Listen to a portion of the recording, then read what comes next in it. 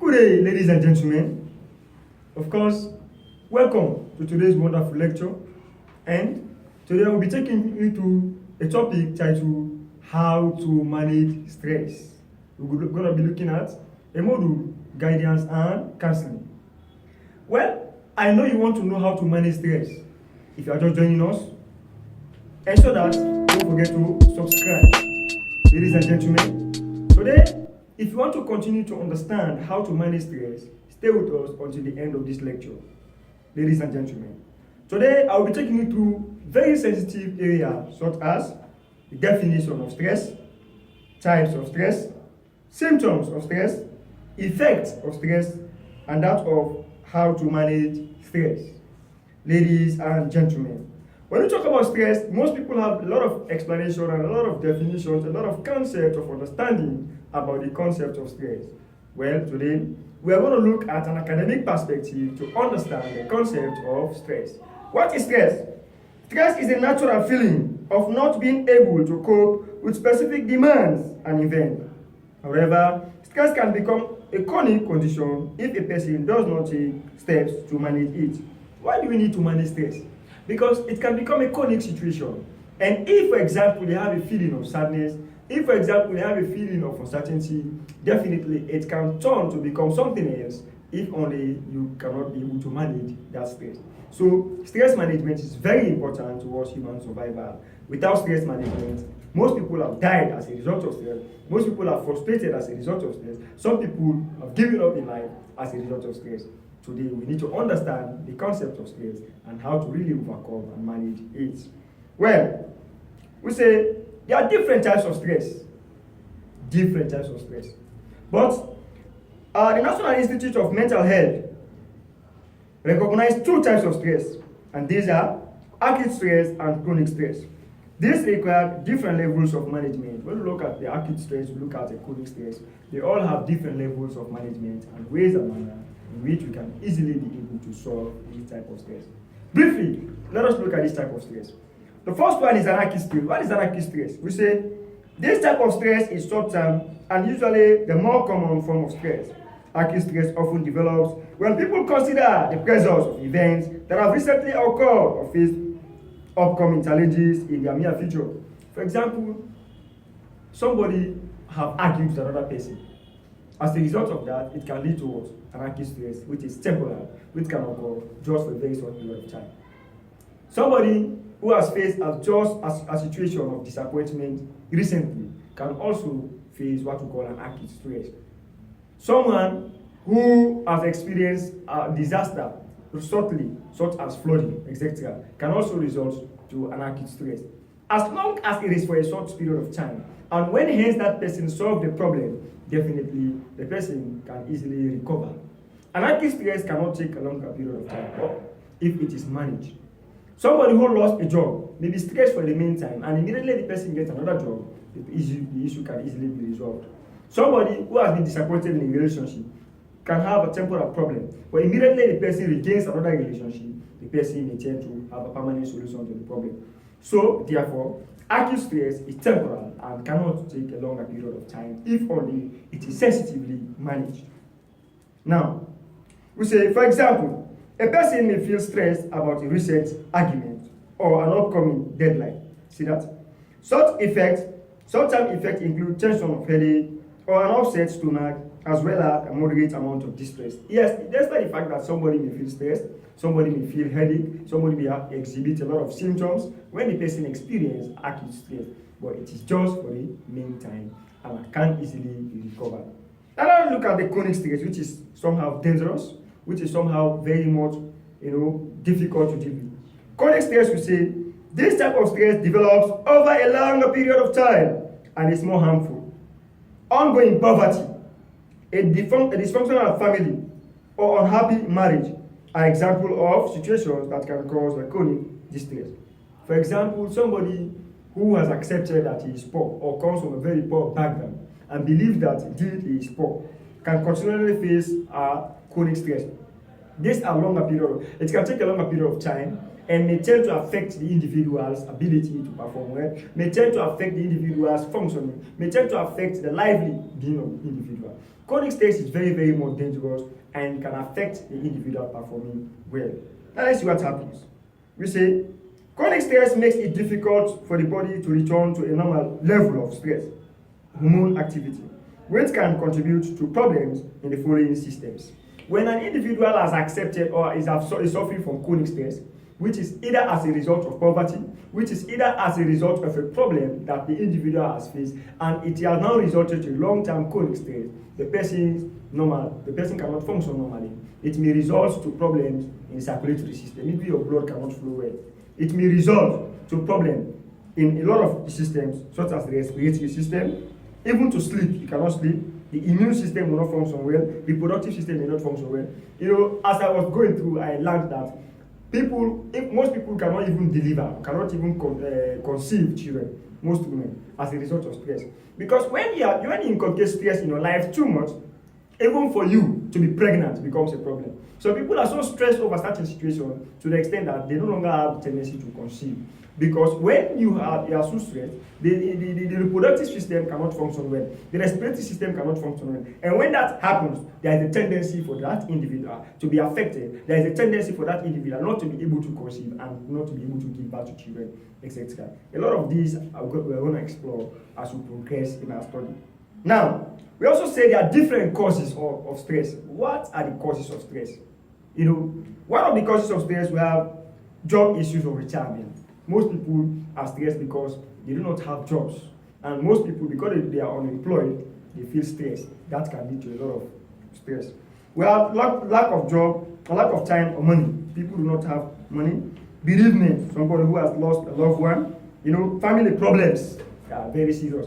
In this part of the world, we realize that people who have a lot of family issues to take care of definitely tend to have a lot of problems within themselves, and may easily lead to a lot of problems.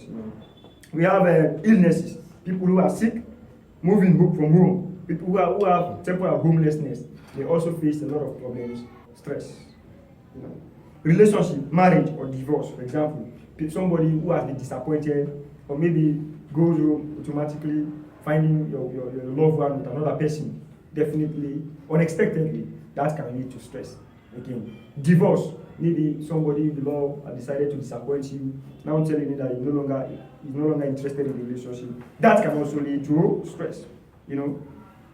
Some normal circumstances like driving on traffic, not having food to eat, sometimes trying to meet deadlines, thinking of an exam, or maybe you have gone for a job interview, you are waiting for an outcome. All those kind of things can lead to stress.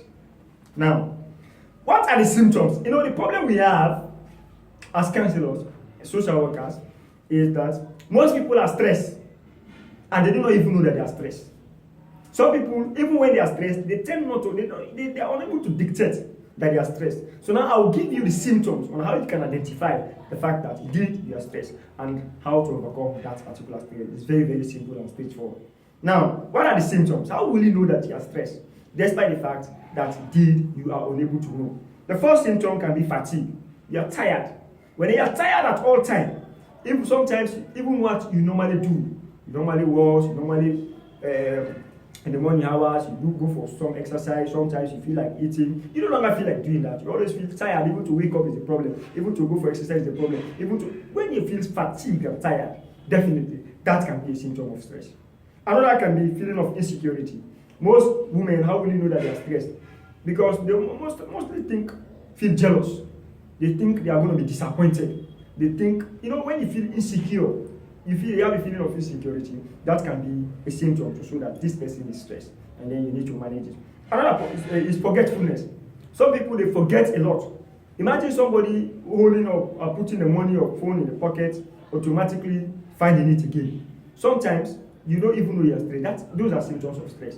A lot of problems. Somebody has closed the door, but is not certain as to whether the door is closed. Maybe going there 2-3 times a day to check whether the door is really closed.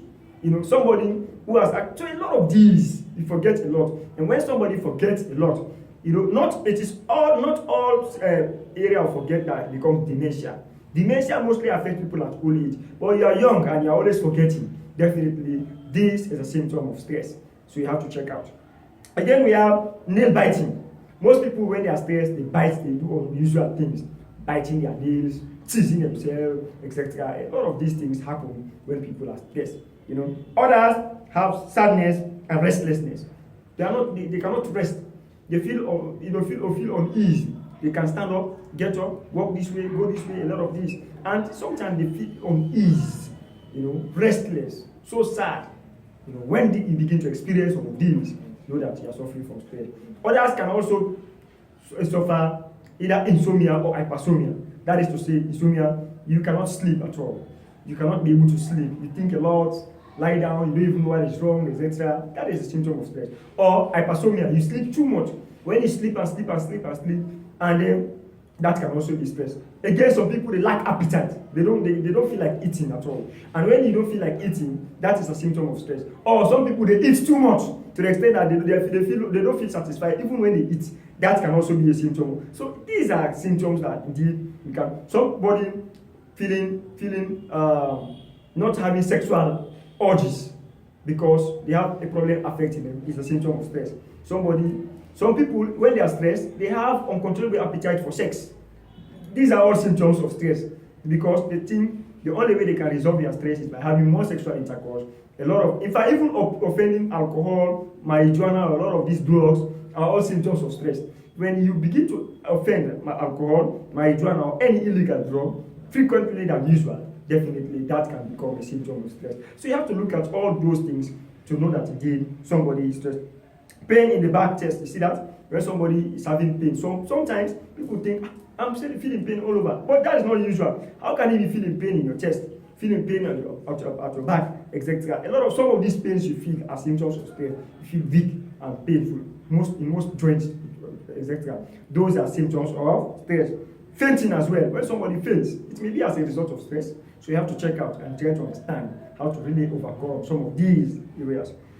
Cramps again. Most people, when they are stressed, how to exhibit it, they feel cramps all over. The feet sometimes have experienced cramps. And when that happens, the muscles, etc., you tend to know that these are symptoms of stress. Headaches. Some people, when they are stressed, they tend to experience frequent headaches. And Panadol may not be a solution because even if you take a lot of Panadol, that may not solve your problem. So you have to think and find a psychosocial counselor who can be able to restore your problem. So a lot of symptoms can be found as we progress, and you need to understand that there are more symptoms of stress as we go on. Now, beside these ones, what other things that we need to, what other symptoms do we need to understand? Suddenly getting angry or angry outbursts. Sometimes people, when they are angry, when they are stressed, they tend to get angry for nothing. They will just begin to beat the children, beat up the wife, or tend to shout uncontrollably for nothing. Sometimes that can be a symptom of stress. Another can be drug, of course. I've spoken about drug and alcohol misuse, high tobacco consumption, social withdrawal. I like this. Some people, they tend to withdraw. They have a specific disorder that does not allow them to even mingle when they are stressed. They may either be suffering from an antisocial personality disorder. They may either be suffering from a lot of these, but others also exhibit symptoms of withdrawal, where they do not want to mingle. They do not want to actually come closer to people, etc. So when that happens, you see your friend or you see somebody whom you used to talk to, who used to come closer to, and then does not want to mingle again. That can be a symptom of stress, and you need to actually check out to see how best you can be able to help such friends, etc. Frequent crying. Others, when they are stressed, they cry a lot. Even when you ask them what is wrong, for them to talk becomes a problem. That can be a symptom of stress. High blood pressure. Your pressure is up. It may not be all the time that it's happening as a result of old age. Even when you're young, you can tend to, your pressure will shoot up based on stress. So a lot of these problems, if you're experiencing some of these, know that you're suffering from stress. And a lot more can actually be exhibited to show that this person is stressful. Well, if the solutions I'm coming to provide will not solve your problem, consider contacting me for personal therapeutic intervention. Ladies and gentlemen, let's see what happens. How will you be able to manage this stress? Now to the topic. How to manage this stress. A lot of solutions have been provided by psychologists and therapists and social workers as to how to actually manage stress. Today, I am going to briefly give you solutions that can solve the problems of stress. Now, 1. Regular exercise may help to maintain stress. Mostly, If you know you're stressed, you feel tired, you feel like you don't want to eat, or like you're feeling dizzy, or you have a lot of these things that you're experiencing, just take a stroll, go for exercise. And when you exercise regularly, it helps in fact to restore the muscles. And let me tell you something, a thorough massage can help actually solve stress. Because what am I saying here? Mostly when people are stressed, it then tends to affect their spinal cord. It then tends to affect some of the pain part of their body, a lot of these joints, etc. So if you have somebody who can actually massage those areas, who can actually massage those parts of the spine coming down to the joint, etc., it can help to restore, it can help to solve. And that is why it is good to exercise in most cases. Through exercise, those joints can be restored. A lot of the circulatory system can function well. The respiratory system can actually come into. So a lot of these things. So exercise, and the massage can help solve the problem, of stress sometimes, Not all problem can be solved through exercise. Another solution can be reducing the intake of alcohol, drugs, and caffeine. These substances do not help prevent stress, and they can make it worse. As I was saying, people think that when they are stressed, the best solution is for them to go and increase the intake of alcohol, and that will not help yourself to solve your problem. When you are stressed, in fact, if you used to take these things, stop instantly. Because research has proven that the more you take alcohol, the more you take some of these things, the more stressed you become.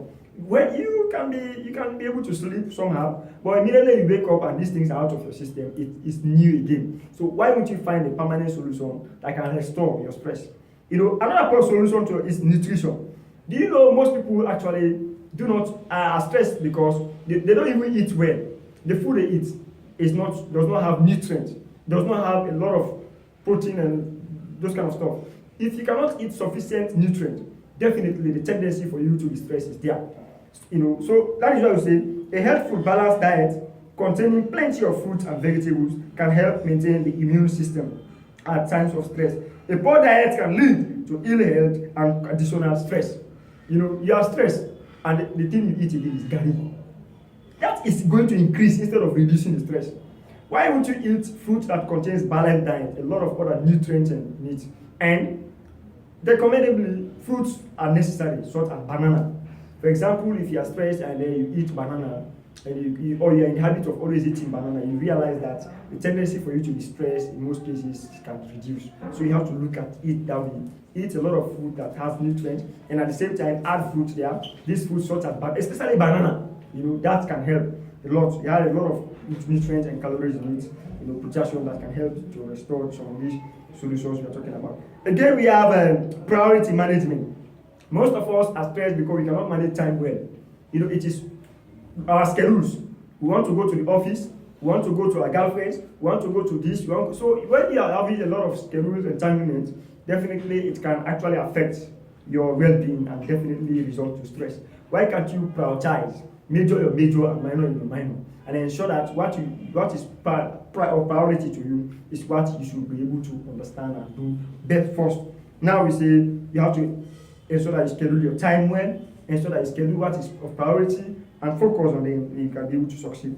Then again, we look at breathing and relaxation. This is very, very important. What do we say here? We say meditation, messages, and yoga can help.